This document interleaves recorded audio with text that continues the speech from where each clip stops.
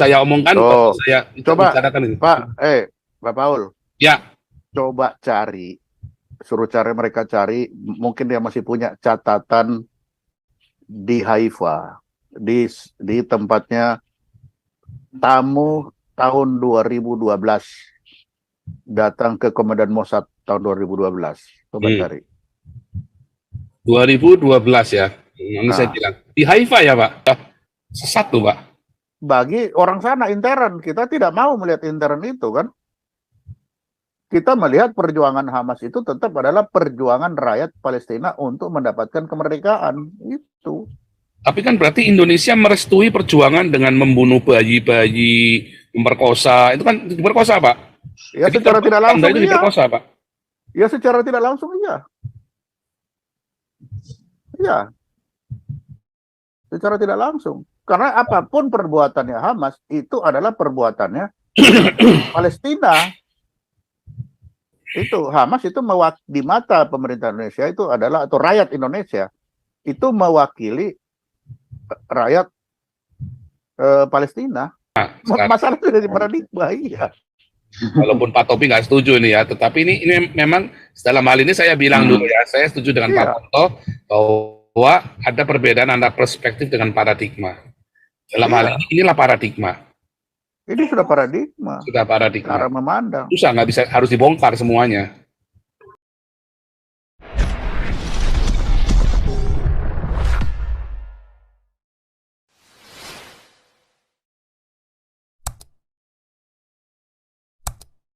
Kita masih ada update.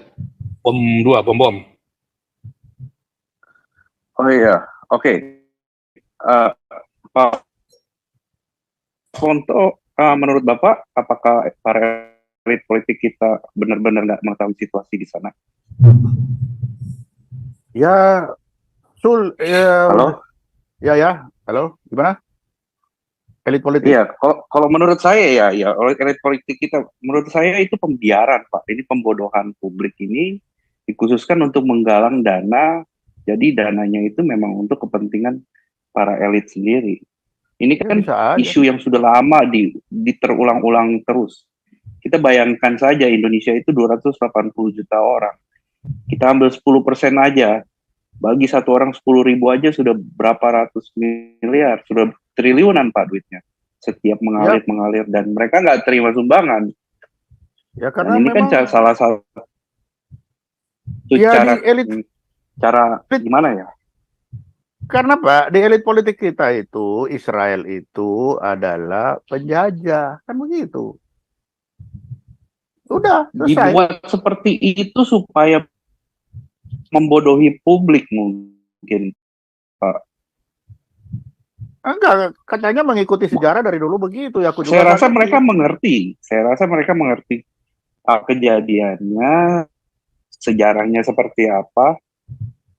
Kalau Indonesia diuntungkan dari isu Palestina ini apa? Mereka ini membuat hoax itu supaya gimana? Ya, jadi kan sebenarnya gini arahnya kan.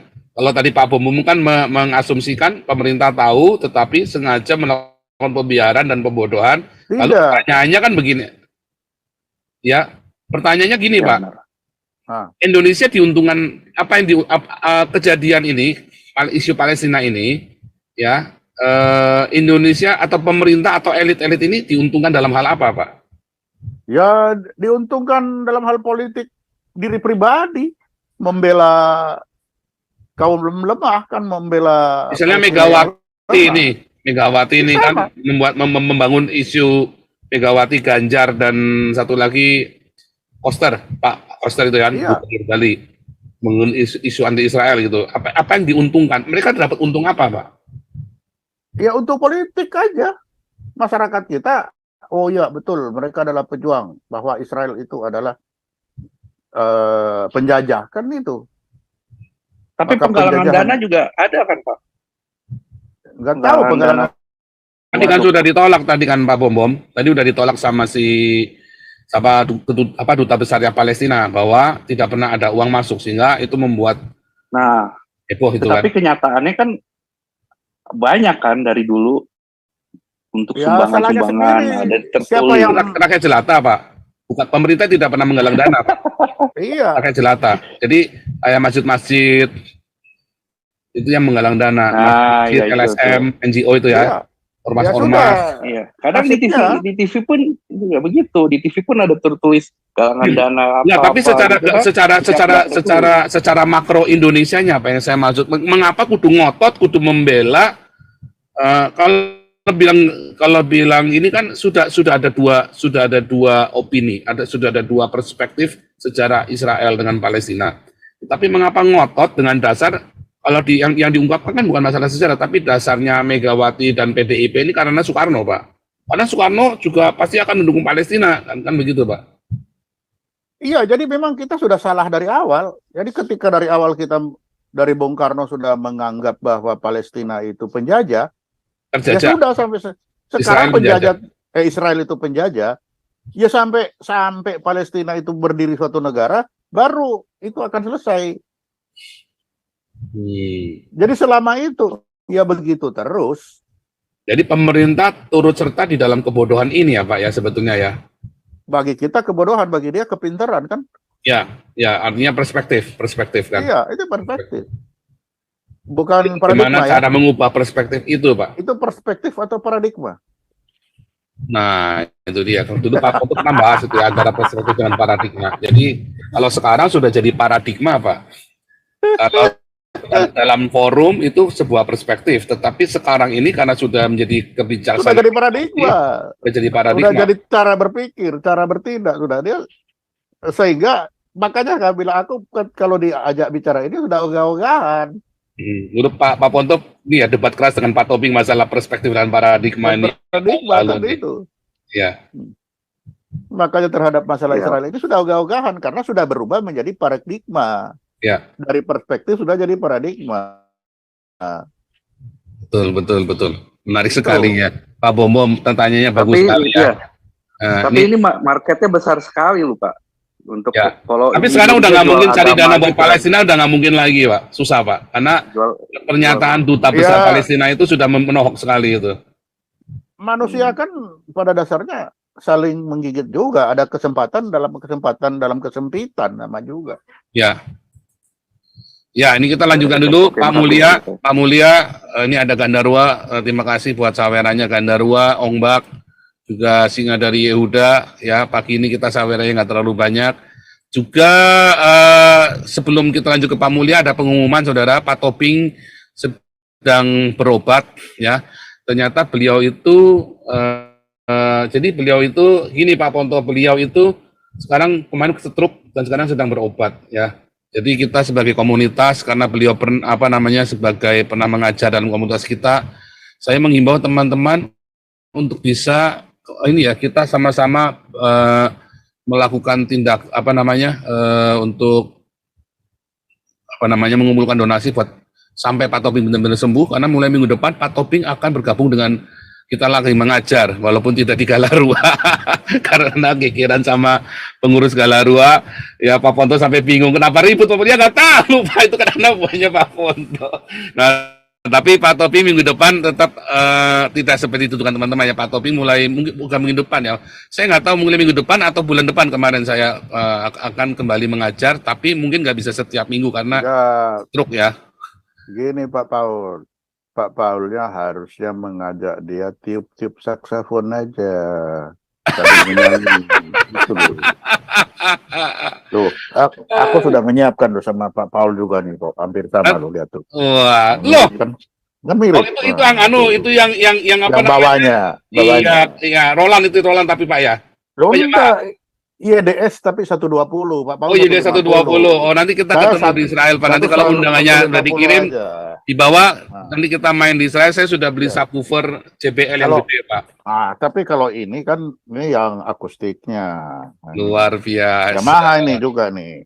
Itu yang membuat kita kan apa kata Daud itu, bermainlah dengan kecapi dan seruling, kan gimana? Kan itu luar biasa. Jadi ini adalah makanya kenapa hitam ini kan, ini intelijen ini Pak. Gambus. Ya kan? Dan gambus ya. Jadi hitam ini kan suara dari kegelapan. Suaranya jadi dengar. Dari mana nggak kedengar. Nah, tapi kalau indah, orang akan mengikuti alunannya ini kan gitu. Wah, ada Pak Paul. Nanti Gitu. kita doakan aja nih, ya Pak, kita doakan supaya Pak Ponto dan Ibu Koni bisa ke Israel, saudara, supaya Indonesia dapat informasi A1 langsung dari sumber, ya, supaya nggak goblok terus gitu loh. Ini kalau udah ke Israel, kan Pak Ponto bilang loh, saya kan diundang ke Israel. Wah, ngomongnya enak Pak Ponto itu, bukan katanya lagi tuh. Saya kan di sana, oh enak kan ngomong begitu kan? Iya. Nah, itu penting itu. Makanya saya lagi mengupayakan terus ya, karena mereka sudah mau mengundang Ibu Koni. Nah, yang Pak Ponto ini baru saya omongkan, baru saya coba bicarakan ini. Pak Paul. Ya. Coba suruh mereka cari, mungkin dia masih punya catatan di Haifa, di tempatnya tamu tahun 2012 datang ke Komandan Mossad tahun 2012. Coba cari. 2012 ya. Ini saya bilang. Di Haifa ya, Pak? Haifa di jadi itu di Haifa itu ada markasnya Mossad. Ada program studi nasional security. Bukan. Di situ bukan itu, cari di markasnya Mossad. Oh, di markas Mossad yang di Haifa. Iya, wah, saya nggak nyampe sana, Pak. Belum ilmunya belum nyampe sana saya. Mungkin nanti dalam bulan-bulan ke depan kalau Pak Ponto udah datang, saya nanti masuk markasnya Mossad nanti, Pak. Jadi kalau itu ke sana, coba cari di sana. Cari namaku, pasti ada. Ya. Nah, itu. Ini mudah-mudahan ini bisa ya secara akademis dulu. Jadi sebagai akademisi diundang. Akademisi. Ya, jadi supaya bicara ya tentu mungkin di National Security Programnya itu kan cerita sekalian mendownload semua informasi yang ada di perang ini terakhir. Oke, saudara, untuk rekening Pak Toping masuk ke Damarkasi kodenya 55 ya, saudara ya. Untuk kita mau supaya Pak Toping benar sampai sembuh, sehat benar ya. Sekarang sudah pulang, udah nggak di rumah sakit lagi, udah pengobatan jalan. Saya suruh ke dokter Terawan, tapi biayanya mahal sekali ternyata ya, masih termasuk mahal ya. Walaupun sudah murah, menurut saya sudah murah sekali, tapi ternyata masih mahal sekali. 30 juta. Dan Pak Toping sekarang berobat alternatif, sekali pertemuan 1,5 juta katanya ya, gila ya, mahal juga ya. Ya kita doakan saudara, karena ini bukan permintaan Pak Topik ya, ini inisiatif kami saudara ya, dari semua Damarkasi dan yayasan yang lain kita, karena bagaimanapun juga Pak Toping adalah dosen kita di sini selain Pak Ponto tentunya ya. Dan jadi kita orang yang tidak pernah melupakan teman dan sahabat kita, sudah tidak boleh ditinggal ya dalam kondisi apapun. Dan juga bukunya Pak Toping sudah hampir selesai, kita mau terbitkan awal 2024, semoga bisa terbitkan. Jadi kita akan terbitkan juga, termasuk ini Pak Ponto sama Pak Santi Amar dan saya, Ibu Koni, kita bukunya tertunda Pak, gara-gara ribut-ribut kemarin ya Pak. Aduh, kacau. Ini tiba-tiba siapanya, Ken Setiawannya jadi kadrun, Panji Gumilangnya masuk penjara, Gus Nurilnya stroke ya Gus Nuril ya. Jadi kita memang kendalanya banyak sekali ya. Tuhan tolong ya untuk buku kita. Ya, terakhir Pak Mulia, silakan. Oke, terima kasih Pak Sopal. Ya. Shalom. Shalom. Ya, shalom Pak Ponto juga. Nah, saya mau ini Pak Ponto.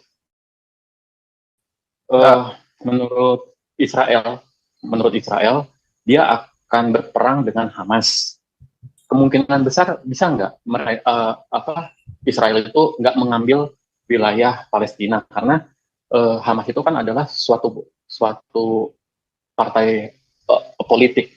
Jadi kalau misalnya dia ambil wilayah itu, bukannya nanti dia akan bermasalah dengan hukum internasional juga, itu Pak Ponto. Itu satu. Yang kedua, kalau untuk kita mendukung suatu gerakan, itu pasti kan akan melakukan kerjasama. Contohnya kayak Amerika mau mendukung dia memindahkan ke dubesnya ke Yerusalem ya kalau nggak salah, seperti itu.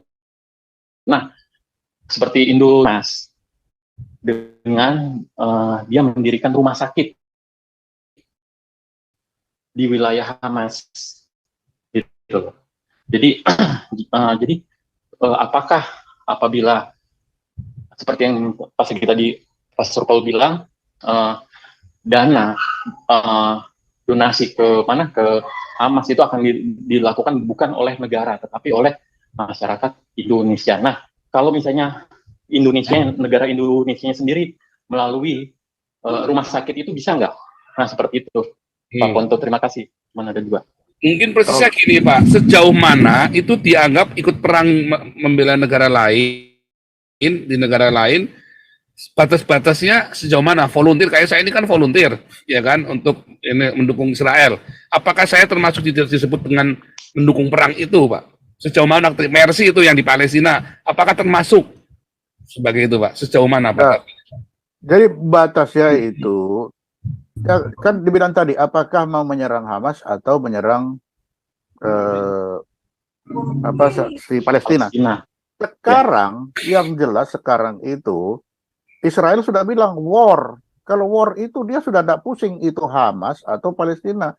Yang dia kejar sudah Palestina sekarang. Karena sudah war. Nah, apa nanti akibatnya? Setiap tapak Israel yang dia dapat itu jadi wilayahnya dia. Itu. Tapi stepnya Hamas tuh Pak. Hah?